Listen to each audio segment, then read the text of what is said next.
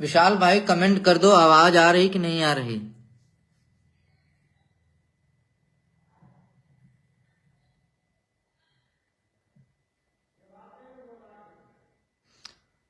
मानंद भाई नमस्कार, आवाज आ रही कि नहीं आ रही, सिंगल कमेंट तो आ जाना चाहिए।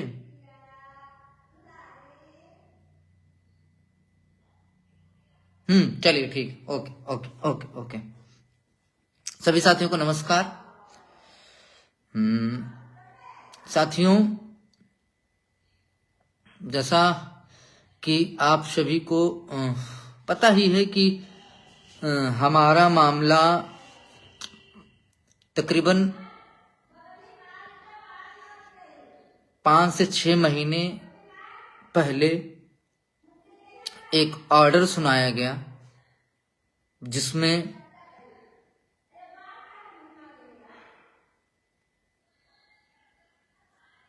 डीबी के 2 जजों की बेंच ने हमारे पक्ष में फैसला दिया।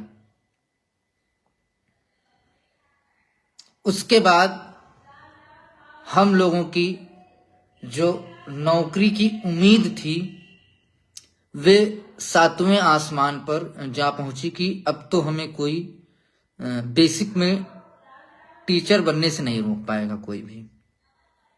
रीजन भी थे, क्योंकि ऐसा ऑर्डर था, जो उम्मीद थी हम लोगों की कि वो सुप्रीम कोर्ट में पहले दिन ही खारिज हो जाएगा। और चूंकि सरकार की तरफ से हम माननीय मुख्यमंत्री जी रहे हों या जो भी रहे हों, सब लोगों ने एक्सेप्ट किया कि हम डबल बेंच का जो भी आदेश आया है हम उसको लेकर के आगे बढ़ेंगे। उसके बाद जब जर्नल के अवैध रूप से चयनित लोगों ने उसको सुप्रीम कोर्ट में चैलेंज किया, चीफ जस्टिस चंद्रचूड़ सर की बेंच में, तो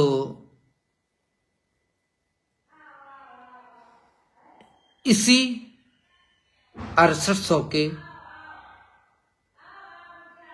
भले मानुस लोग, मैं कह सकता हूं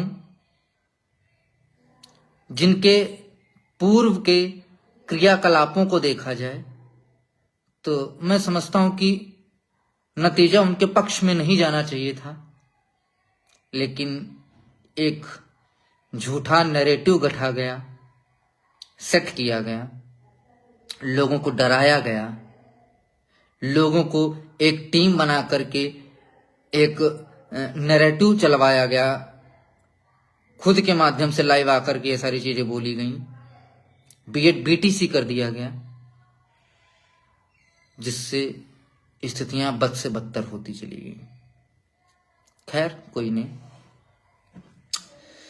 अब बात आती है कि आखिर हम लोगों ने उम्मीद किससे की। और बड़ी मैं समझता हूं कि पिछड़े दलितों की यह बहुत बड़ी विडंबना भी है कि आखिर हम गए तो किसके साथ गए। एक जो सिंगल बेंच में अमेंडमेंट डाल करके ये बोल दिया कि मुझे 6800 सीट नहीं चाहिए, मुझे 19,000 सीटें चाहिए, केवल एक व्यक्ति विशेष के लिए 6800 का गला घोट दिया। नवीन भाई बोल तो रहा हूं, आवाज नहीं आ रही क्या?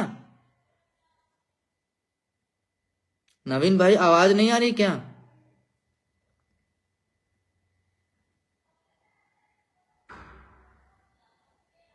भाई कोई लोग कमेंट कर दो, आवाज नहीं आ रही क्या?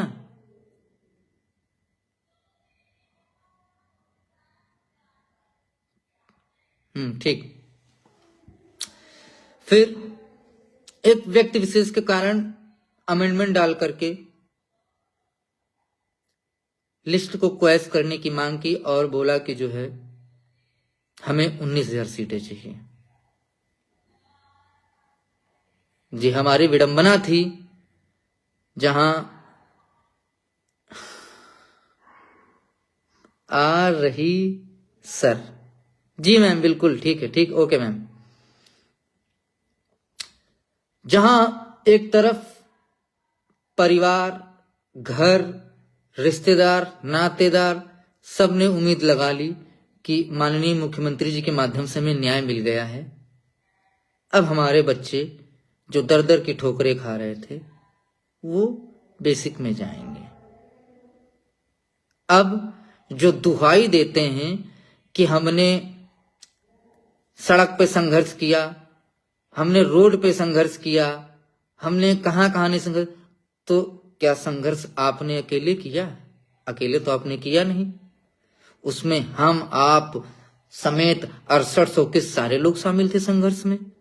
तब वो लिस्ट आई, किसी का योगदान ज्यादा था तो किसी का योगदान कम था, किसी का योगदान बड़ी ईमानदारी के साथ केवल नौकरी के लिए था तो किसी का योगदान केवल और केवल पैसा लूटने के लिए, प्रत्यावेदन के नाम पर 2-2, 3-3 करोड़ रुपए लूट ले गए।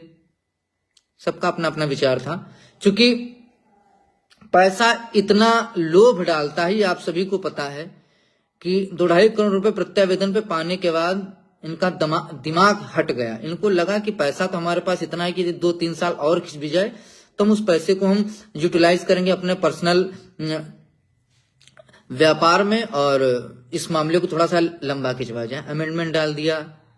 तब तक एक बहरूपिया टीम, आयोग टीम आ गई। उसने जाकर के बिना पूछे ही किसी से सलाह न मशवरा जाकर के डबल बेंच में जाकर के स्टे ले ही लिया। स्टे लेने के बाद भारती पटेल, तमाम तरीके की चीजें आई। उसके बाद क्या हुआ आप सबने देखा टीवी में। इस बंदे की एक एक रिकॉर्डिंग मेरे पास मौजूद है, जुल्फी की, किस तरीके से उसने लोगों को भड़काया। 4200 की SLP स्वयं आईए डलाई, वकील इनके थे, नाम मेरे ऊपर लगाते हैं। ठीक है, लोगों को डिफेक्ट के नाम पे डरा करके नाश पढ़ दिया। खैर कोई बात नहीं। वहां से जब मामला डिसाइड हुआ और लोगों को यह पता था कि ये जो भी लोग आए हैं महानुभाव लोग, जो पिछड़े दलितों की लड़ाई लड़ने का ठेका ले रखे हैं, ये शिवाय पिछड़े दलितों को लूटने, बर्बाद करने और उनका नाश करने के अलावा कभी कुछ नहीं किए। उसका मैं प्रमाण दूंगा अभी कि ऐसा क्यों। आखिर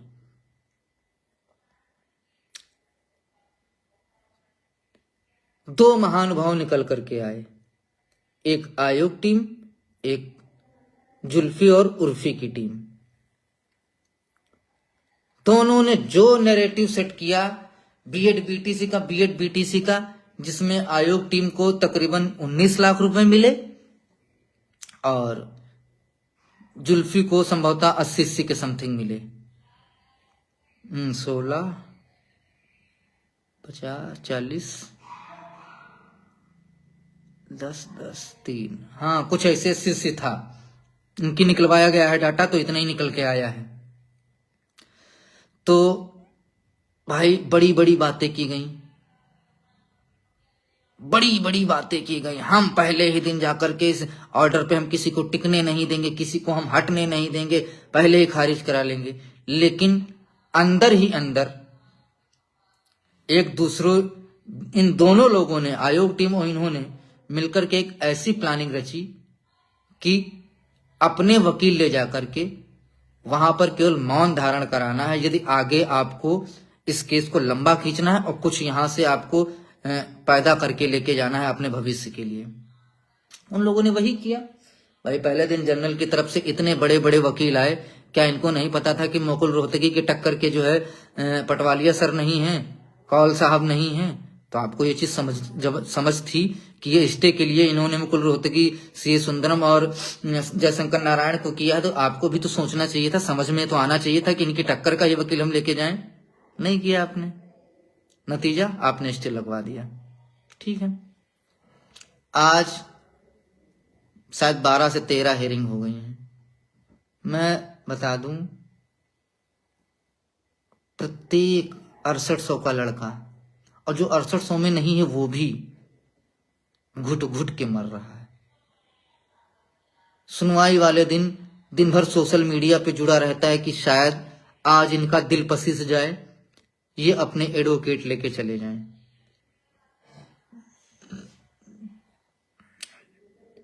लड़के रोज उम्मीद लगाते हैं कि शायद इनका एडवोकेट पहुंच जाए, शायद आज इनका एडवोकेट पहुंच जाए। मनसा ढाक के 3 पात। प्रत्येक 6800 का दिल अंदर से रोता है।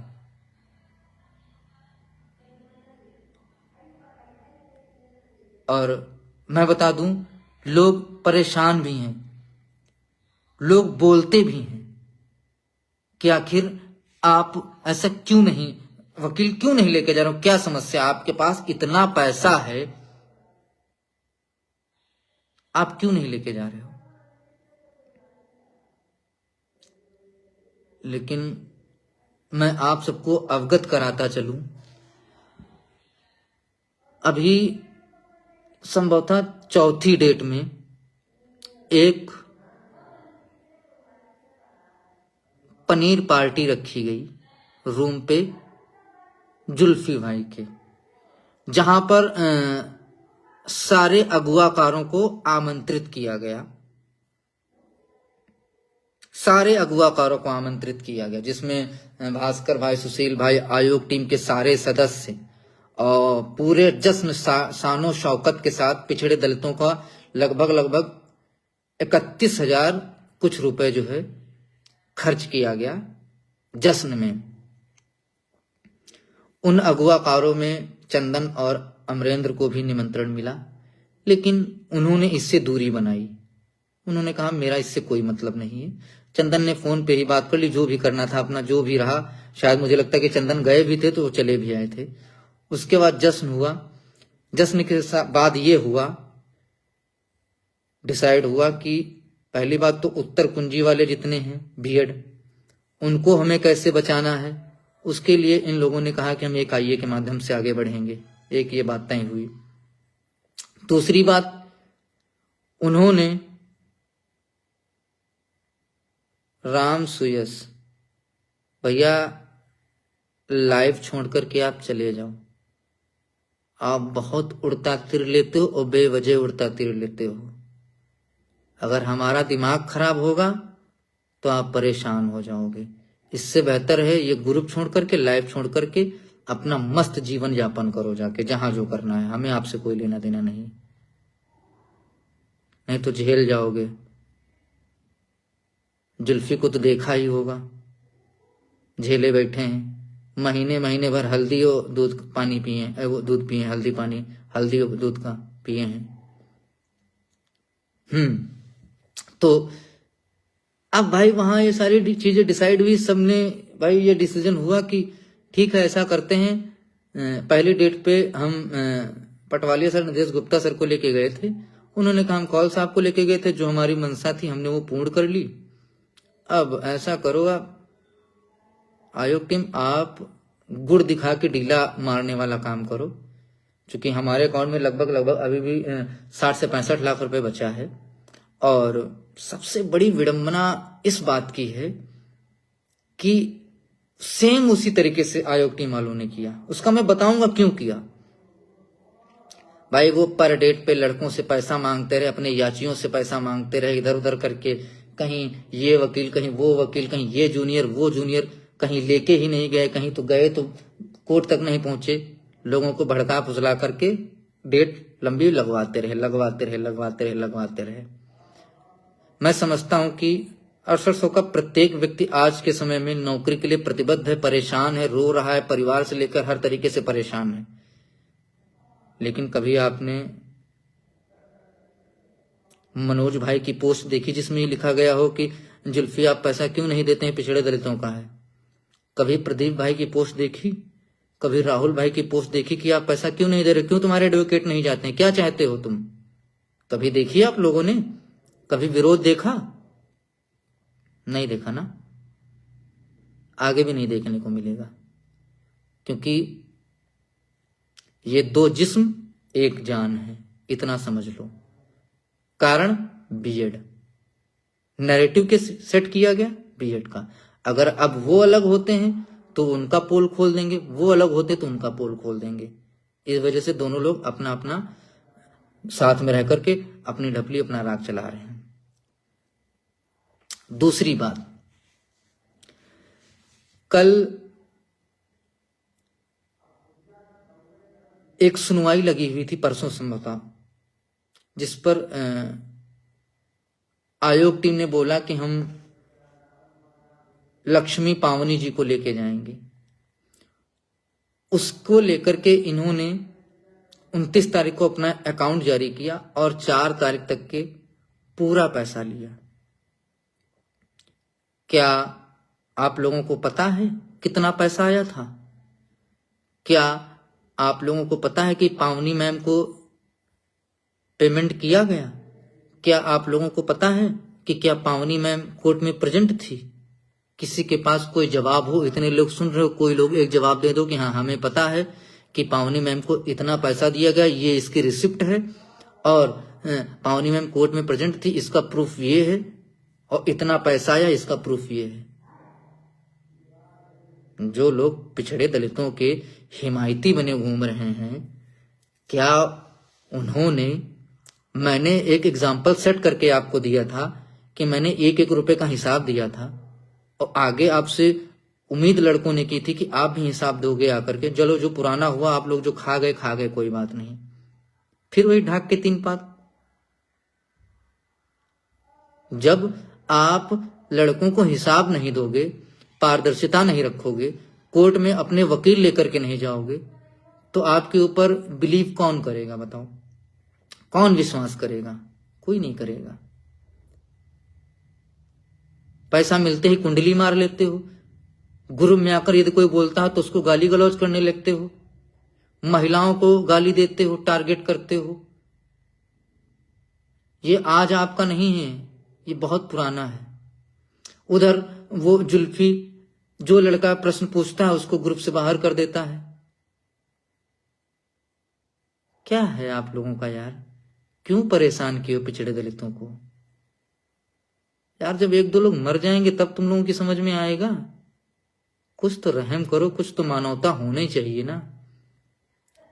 मानते हैं आयोग टीम आपके जुल्फी से पुराने संबंध हैं, दोनों लोग मिलकर के पैसा बांटना चाह रहे हो, शायद 32-33 लाख रुपए हिसाब में आ रहा है, लेकिन यार मानवता नाम की भी कोई चीज होती कि नहीं होती है? बताओ। अरे ना लड़ना हो तो स्पष्ट कह दो कि हम नहीं लड़ेंगे, अपना कोई दूसरा आकर के लड़ेगा। यार मैं देखता हूं कि दिन भर बीएड बीटीसी करते हो। अभी जब बीएड बीटीसी कर रहे थे राहुल, तो इनकी पोल खोली गई कि जो इनके एडवोकेट थे नंदन साहब, वो खुद जो है गुड्डू सिंह की याचिका में बीएड को बाहर कराने के लिए मेन वकील थे। तब ये कहने लगे कि नहीं हमें मनदीप कालरा से दिक्कत नहीं, हमें बीटीसी वालों से दिक्कत है। तो आप लोग जितने भी बीएड वालों हो, जो भी सर्वा हैं बीएड वालों के, सब लोग एक पोस्ट कर दो कि इस भर्ती में बीटीसी से कोई लेना देना नहीं है। बीटीसी अपना कैसे सिलेक्शन पाता है, क्या करता है, क्या नहीं करता है, हमारे उनसे कोई मतलब नहीं, वो हमारे ऊपर कोई उंगली नहीं उठा सकते हैं। तो भाई फिर हम लोग अपना ताना बाना देखें। लेकिन हम यहां पर, आप लोग बीएड बीटीसी करते हैं, लेकिन हम लोग यहां पर बीएड बीटीसी नहीं करते हैं। हमारा एक वर्ग है।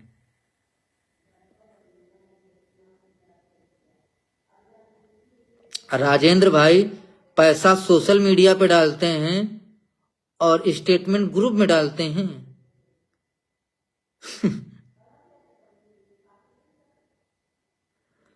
पैसा सोशल मीडिया पे मांगते हैं और अकाउंट डिटेल जो है ग्रुप में डालते हैं।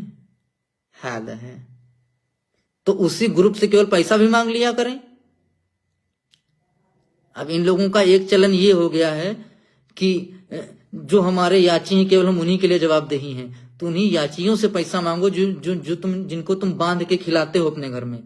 लोगों से सोशल मीडिया पे पैसे क्यों मांगते हो? ना मांगो।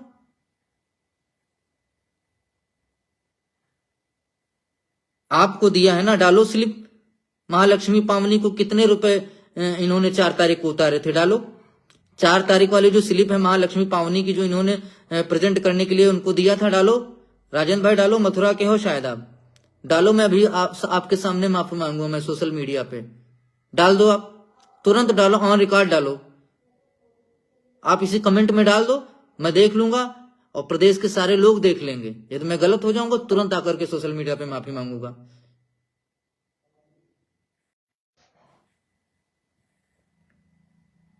तो विडंबना यही है कि जहां एक तरफ इतना पैसा होने के बावजूद भी हर डेट पे हमारा एक सीनियर जाना चाहिए, लेकिन नहीं गए।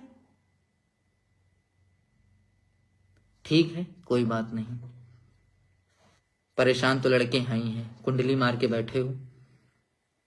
और मैं बता दूं, जो लोग अब ये सोच रहे हैं कि आयोग टीम जो है उम्मीद लगाए बैठे हैं, क्यों लगाए बैठे हो? वो 10-20-50 हजार जो पाते हैं उसमें से 10-10 5-5 हजार बांट करके एक जो फुल पेड कर लिए हैं नंदन सर को, उन्हीं को ले जाकर के वहां खड़ा कर देते हैं। आप लोगों से बता देते हैं कि हमारे पास पैसे नहीं है, तो हम कहां से सीनियर लाके खड़ा करें? उनके अंदर झस नहीं बची है। इस प्रदेश में यदि कोई झस जिसके अंदर है, जिसके पास पैसा है, वो है जुल्फी, जिसके करोड़ में लाखों रुपए महीने का केवल और केवल इंटरेस्ट आ रहा है। उससे बोलो कि एडवोकेट उतारे। क्या आज जो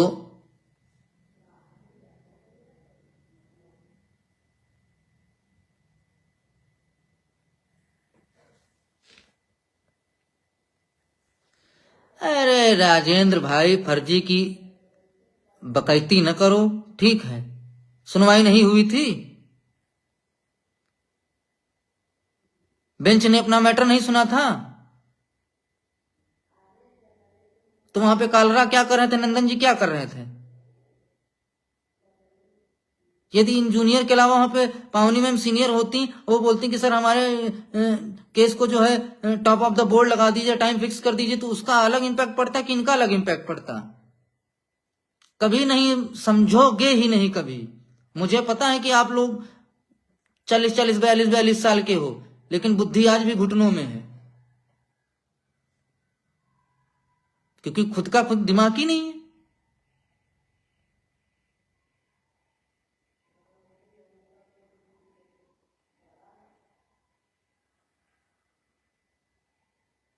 अरे जा यार, तुमसे कौन दिमाग खाए अपना। हाँ, तो आज यदि स्टे को हटवाने के लिए भास्कर के द्वारा एप्लीकेशन डाली गई थी, और ये जो राजेंद्र भाई यहां ज्ञान दे रहे हैं, तो आज पावनी मैम को उतारा जा सकता था कि नहीं उतारा जा सकता था?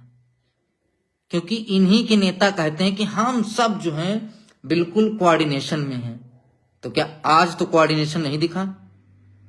नहीं दिखा ना?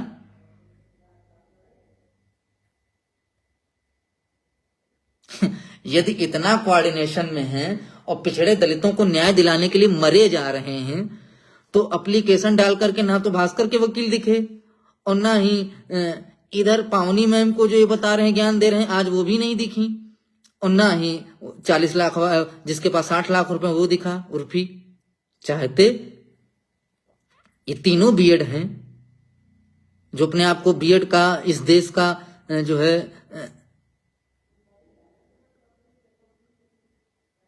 वो मान बैठे कि हम ही इस देश में बीएड को चलाएंगे।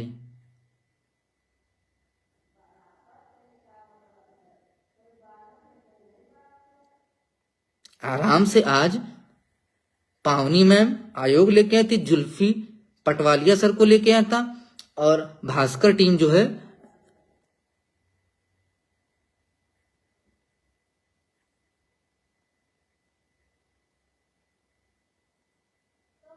अपनी जो भी उनकी एडवोकेट थी उनको लेकर के आते, और आज जम करके बहस करवाते। जैसे नंबर आया तो तुरंत खड़े हो जाते कि सर या तो आप हमारा मामला डिसाइड करिए और या तो जो है आप इसको जो है स्टे हमारा हटाइए।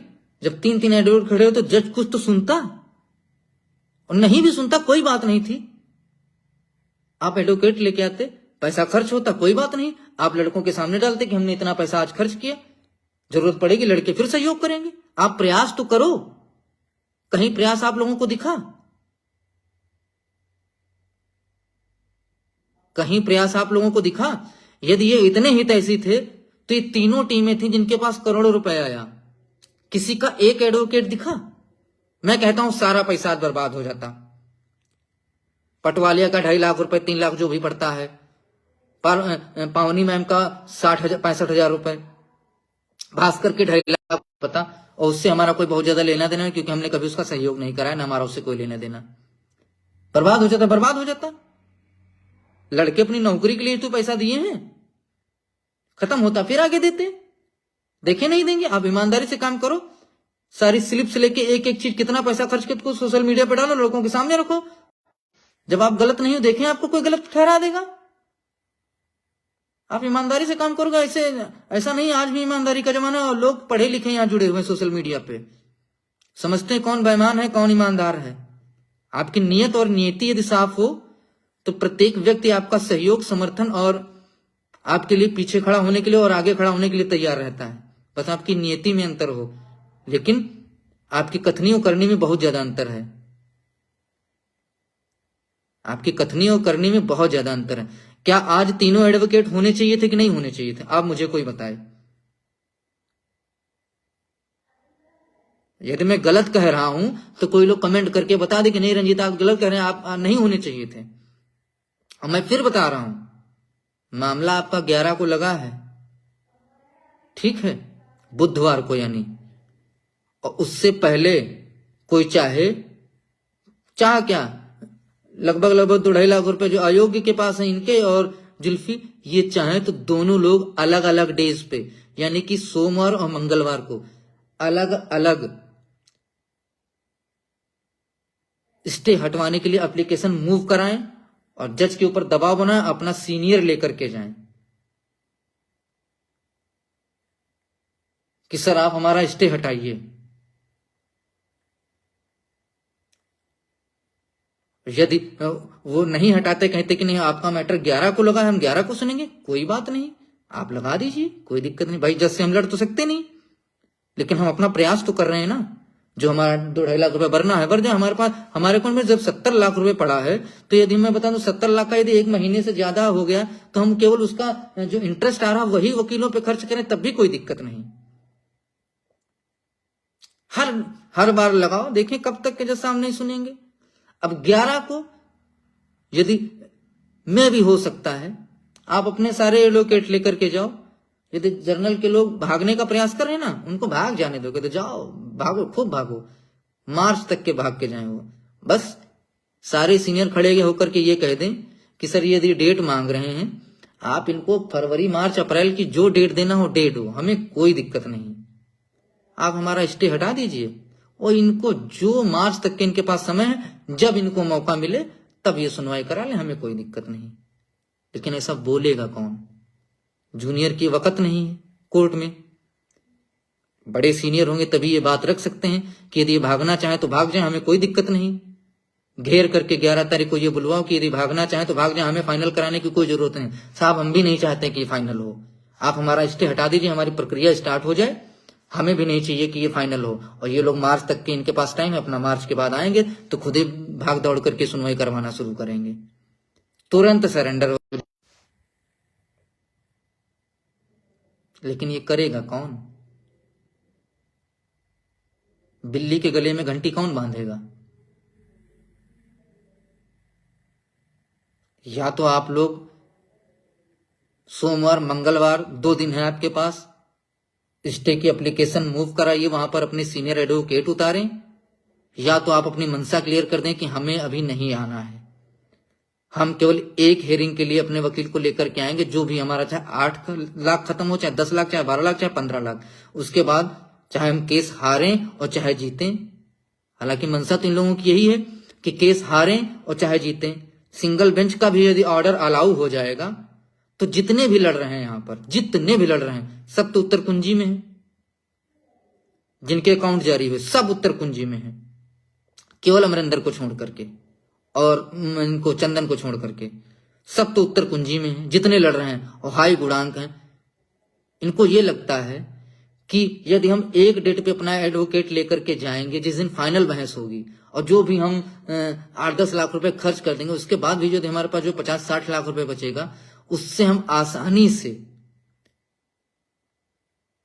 15 से 20 साल की सैलरी कमा लेंगे, और ये सिंगल बेंच का ऑर्डर भी अलाउ हो जाएगा, तब भी हम आसानी से जो है नौकरी पा जाएंगे। बाकी कम गुणांक, बीएड, बीटीसी सब भाड़ में जाए, जिसका लगना होगा लगेगा, नहीं तो अपना देखे, हमसे नहीं लेना देना। यही तो हो रहा है। आज जो कम गुणांक के मसीहा बने बैठे थे, आज क्यों चुप्पी साधे बैठे हैं? यदि आप लोग इंटरेस्टेड हों, यदि आप लोग वाकई में चाहते हैं कि सुनवाई हो, वहां एडवोकेट जाएं, अपनी बात रखें।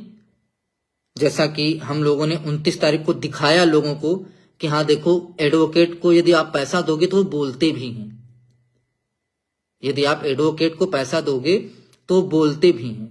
तो यदि आप लोग चाहते हो कि स्टे हटे, सीनियर वकील जाए और वहां पर आपको उसके बोलते हुए दर्शन हो जाएं, तो हम लोगों की प्लानिंग है 11 को हम लोग मोस्ट सीनियर एडवोकेट के साथ आने का प्रयास कर रहे हैं, क्योंकि 10 से 12 हेयरिंग हमने सबका देख लिया है तामझाम, लेकिन हासिल कुछ नहीं हुआ। ढाक के 3 पर लड़के रो रहे हैं। इसलिए हम लोग एक सीनियर एडवोकेट के साथ, जो आपको कोर्ट में बोलता हुआ नजर आएगा, जो आपके लिए लड़ता हुआ नजर आएगा, जो आपको महसूस कराएगा कि हाँ कोई व्यक्ति है जो कम से कम हम इस 6800 के बारे में सोचता है, जो आपको महसूस कराएगा, जो आपके सामने प्रत्यक्ष रूप से ये पारदर्शिता के साथ चीजों को रखेगा कि इतना पैसा हमारे अकाउंट में आया, इतना खर्च हुआ, इतना वकील को दिया, इतना पैसा बचा। ये सारी जो आपको आज तक देखने को नहीं मिली, जो आपकी आंखें तरस गई हैं, वो हमने पहले भी करके दिखाया और आगे भी करके दिखाएंगे। कोई उंगली नहीं उठा सकता, 1 रुपए की कोई उंगली नहीं उठा सकता। बाकी कोई इस भर्ती में पैदा नहीं जो रंजीत यादव की तरह पारदर्शिता दिखा करके सोशल मीडिया पे 1-1 रुपए का हिसाब दे दे। यदि कोई मर्द हो तो सामने आए हमारे और दे दे सोशल मीडिया पे हिसाब। जिंदगी भर उसकी गुलामी में करूंगा। जो आप लोगों ने सपने सजाए हैं अपने परिवार को लेकर के, अपने बच्चों को लेकर के, अपने बुजुर्ग माँ बाप को लेकर के, यदि वाकई में उनको संजोना चाहते हैं, एक सुखमय जीवन पाना चाहते हैं, और इस पूरे जो 4 से 5 साल का जो प्रकरण है आपका, जिसमें आप मानसिक, शारीरिक, आर्थिक हर तरीके से प्रताड़ित किए जा रहे हैं, यदि आप उससे छुटकारा पाना चाहते हैं तो मैं सभी से निवेदन करता हूं कि आप सहयोग करिएगा और करवा दीजिएगा। हमारी एडवोकेट से बात हो गई है, सारी चीजें हो गई हैं। 2.5 लाख पे बात तय हुई है। 2.5 लाख यानी कि 2,50,000, जिसमें AOR की भी फीस शामिल है। हम अगली डेट पे सीनियर को लेकर के आ रहे हैं, और देखना जैसे हमारा सीनियर आएगा ये खुद पीछे पीछे दौड़ते चले आएंगे। जितने हैं सब पीछे पीछे दौड़ते चले आएंगे।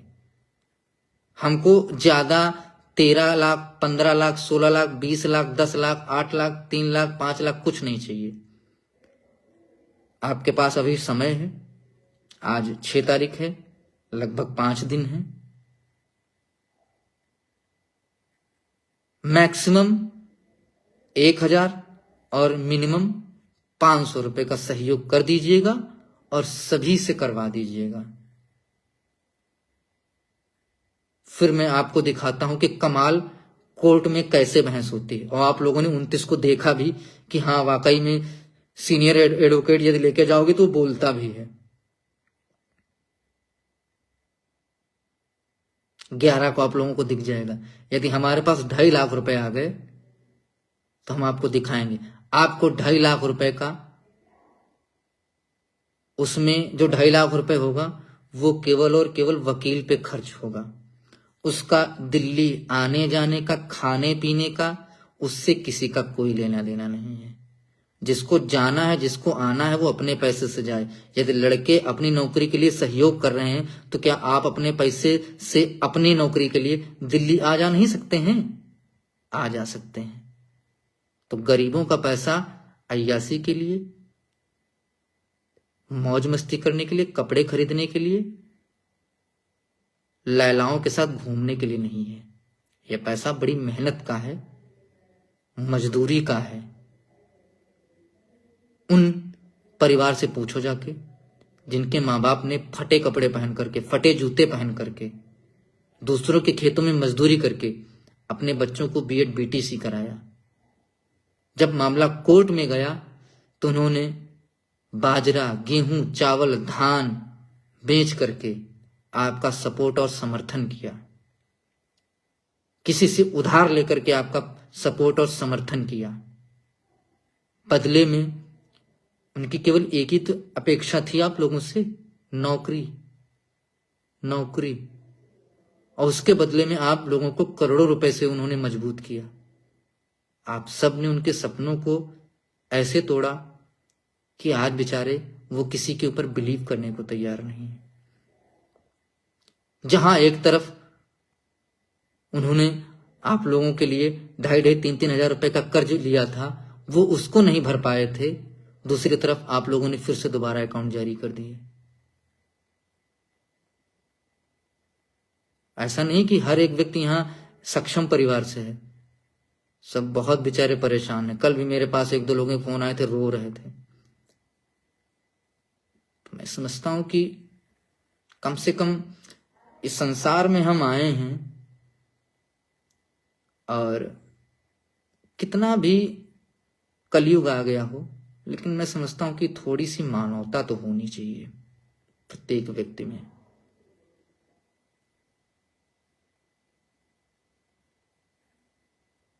ये मेरी व्यक्तिगत इमोशन कह रहे हैं, मानवता तो होनी चाहिए। सही में बता रहा हूं। उस हर एक लड़के का, लड़की का, पिछड़ा दलित दिल बहुत दुखता है जब। सॉरी भाइयों, एक कॉल आ गई थी, इमरजेंसी कॉल थी, जीजू की थी, तो अटेम्प्ट करना पड़ा। तो वही सारी चीजें हैं आज। लेकिन मुझे लगता है कि पैसे के सामने इमोशंस की, रिश्तों की, मानवता की और दूसरों की इज्जत नहीं रही। पैसे के लिए गरीब बच्चों के सपने, बुजुर्ग माँ बाप के सपने, जिन्होंने अपने बच्चों को फटे जूते खुद फटे जूते पहन करके अपने बच्चों को पढ़ाया लिखाया, अपनी जमीन गिरवी रख करके उनको पढ़ाने का काम किया, आज उनके इमोशन को कोई नहीं समझने वाला है। मैं समझता हूं कि यदि सरकार दलित विरोधी है तो हम आप तो पिछड़े दलित समाज से आते हैं। कम से कम हमें आपको तो अपने लोगों के इमोशंस, उनकी समस्याओं को समझना चाहिए। सोचना चाहिए कि नहीं सोचना चाहिए? क्या हमारे अंदर इतने संस्कार नहीं हैं कि हम क्या ही बोले? यार, घर में रोज दूसरे तीसरे दिन घर वाले पूछते हैं कि भैया क्या हुआ क्या हुआ, क्या जवाब दे दें बताओ? जबकि चाहे मेरे माँ बाप हों, चाहे इस 6800 में जिनके भी माँ बाप हों, उनको व्यक्तिगत कोई लाभ नहीं होगा। और उनकी जो महत्वाकांक्षाएं थी, उन्होंने आपकी जिंदगी, आपके फ्यूचर को बनाने के लिए, आपके जीवन फ्यूचर के लिए समर्पित कर दी। अब उनकी कोई महत्वाकांक्षाएं नहीं।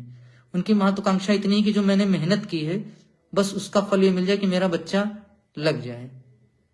लेकिन यार, हम किस किस से लड़ें बताओ।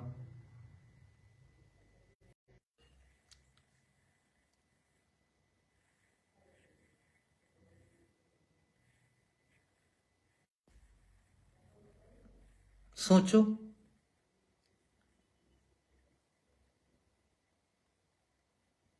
प्रत्येक घर में कलह है। एक उम्मीद की किरण जगी थी, उसको हमारे लोगों ने बर्बाद कर दिया। खैर, कोई बात नहीं, जैसी करनी वैसी भरनी। और समय हमेशा एक जैसा नहीं रहता है, किसी का भी हो, हमारा हो या किसी का भी हो। समय का पहिया जब घूमता है और उसकी जब मार पड़ती है, तो उसमें आवाज नहीं आती है।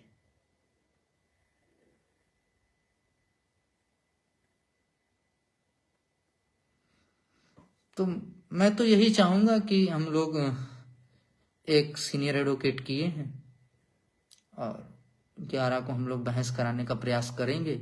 क्या, यदि पैसा आ जाएगा तो 100% हम लोग करेंगे। वो तो आप लोग जानते हैं कि हमारा एडवोकेट जाएगा तो बोलेगा जरूर, चाहे जो भी हो। 2.5 लाख रुपए से ज्यादा जैसे 1 रुपए होगा, मैं तुरंत मना कर दूंगा पोस्ट करके कि हमें पैसा नहीं चाहिए। पैसा आने के बाद आपको एक स्टेटमेंट दिया जाएगा और वकील और जूनियर को पैसा देने के बाद फिर आपको स्टेटमेंट दिया जाएगा। बाकी 15-15 मिनट पे आपको स्टेटमेंट अपडेट करते रहेंगे हम लोग, और पूरे दिन में कितना आया है उसका स्क्रीनशॉट नहीं, बल्कि अकाउंट की पीडीएफ हम आपको ग्रुप में सेंड करते रहेंगे। तो मैं उम्मीद करता हूं आप लोग सहयोग करेंगे और करवाएंगे। आप ऐसे लोगों से क्यों उम्मीद लगाए हैं जिन्होंने 12 डेट में एडवोकेट नहीं भेजा? क्या वो 13वीं डेट में एडवोकेट भेजेंगे? ऐसा आप क्यों सोचते हैं? हाँ सचिन भाई, आप सही कह रहे हैं, दवे जी हैं, बिल्कुल करेक्ट। बाकी जो बीएड और बीटीसी के नाम पे लोगों को गुमराह करे, तो आपको बहुत बड़ा लठायत समझता हूं सुप्रीम कोर्ट का। तो कोई भी बीएड वाला जो अपने आप को लठायत समझता हूं सुप्रीम कोर्ट का, बीटीसी की किसी भी एक चयनित और अचयनित दोनों की एक आईए दिखा दे, हम लोग भर्ती से संन्यास ले लेंगे। जो बीएड बीटीसी करता है उसका मुख्य और केवल और प्रमुख उद्देश्य केवल पैसे का लोभ, लोगों को लूटना, उनको बर्बाद करना। हाँ, रुक जाओ अभी, केवल इतना उद्देश्य है, बाकी कोई उद्देश्य नहीं। जुल्फी पहले दिन से बीएड बीटीसी कर रहा था, आज आपको कहीं दिखता है कि कहीं बीएड बीटीसी हुआ? इनका मात्र उद्देश्य है कि यदि ये लोग आ गए, क्योंकि ये नौकरी के अलावा कुछ सोचते नहीं है, नौकरी मिल जाएगी तो हमारा लूटने का प्लान फेल हो जाएगा। खैर, आप सभी से उम्मीद है मदद करेंगे और करवाएंगे। मैं फिर आप सभी से बोल रहा हूं कि ऐसे लोगों से बिल्कुल भी अपेक्षा ना करो जिनका परिवार ना हो, जिनके बच्चे ना हो, जो खुद अपने माँ बाप की इज्जत ना करते हों। उनसे आप अपने इमोशंस, अपनी फीलिंग्स, अपनी समस्याओं को यदि बांटने का प्रयास करेंगे तो वो सुनेंगे? वो राण साण सन्यासी हैं, उनको केवल अपने से मतलब है। जुल्फी जैसे लोग, वर मरे चाहे कन्या, उनका इस दुनिया में कोई ऐसा तो है नहीं कि उनका कोई आगे माइलस्टोन उन्होंने तय किया है कि हमें अपने बच्चों को ये करना है वो करना है। वो तो आप लोग तय करोगे जिनके बच्चे होंगे ना। जिसका कुछ है नहीं, जो निर्वंशी है, वो क्या तय करेगा? उसको केवल खाना और हगना है, वही वो कर रहा है, अय्यासी करना। सोचता जब तक हैं तब तक खा पी ले, बाकी जो होगा तो देखा जाएगा। शादी बारात तो वैसे भी नहीं होनी है। 10-20 साल बाद माँ बाप भी मर जाएंगे, अकेले टहलना घूमना है। खैर, हमें व्यक्तिगत किसी से नहीं मतलब है। तो मैं उम्मीद करता हूं कि हम लोग जाकिर भाई का अकाउंट लेकर के आ रहे हैं। ज्यादा नहीं, 2.5 लाख रुपए का सहयोग करवा दीजिएगा। मिनिमम 500 और मैक्सिमम 1000 से ज्यादा कोई भी मत करे, क्योंकि मुझे पता है सबकी आर्थिक स्थिति ठीक नहीं है। सर्वप्रथम पूरी टीम भी सहयोग करेगी उसमें, और आप लोग भी सहयोग करेंगे। सबके सहयोग और समर्थन की मैं अपील करता हूं, अपेक्षा करता हूं, उम्मीद करता हूं कि प्रत्येक व्यक्ति इस नेक काम में भागीदार बने, और इस नौकरी के लिए जो प्रतिबद्धताएं हम लोग आगे उठाने वाले हैं, उसमें हम आप सबके सहयोग समर्थन की अपेक्षा करते हैं, ताकि हम आप सब लोग भविष्य में जो हमारा एम है, जो हमारा लक्ष्य है, उसको प्राप्त करें, और अपने फ्यूचर की जो भी हमारा माइलस्टोन है उसको तय करें। इन्हीं सब बातों के साथ आप सभी के उज्जवल भविष्य की कामना के साथ आपका छोटा भाई रंजीत यादव विदा लेता है। फिर मिलेंगे। बहुत बहुत नमस्कार। आप लोगों ने सुना, बहुत बहुत धन्यवाद।